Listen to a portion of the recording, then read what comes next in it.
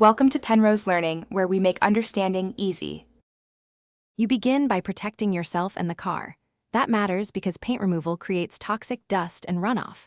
Put on a respirator and gloves, then mask trim and glass so you only strip panels. Apply chemical paint stripper in thin layers, 1/8 to 1/4 inch, and let it dwell for the time on the label.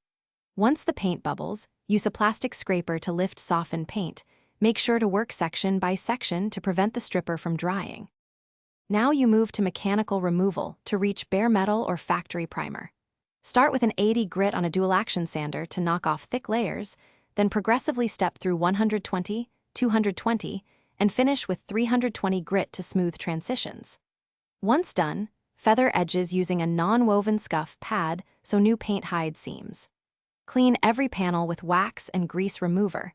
If contamination remains, you'll trap defects under primer, so keep surfaces immaculate before priming. You finish by sealing and refinishing. Apply an epoxy primer to prevent flash rust, followed by 1 to 2 high-build primers for fill. Block sand the primer with 400 to 600 grit, clean with a tack cloth, then apply base coat and clear coat following temperature and flash times. Make sure to blend into adjacent panels for a seamless match. If you see orange peel or runs, sand the spot smooth, reblend surrounding area, and re-clear.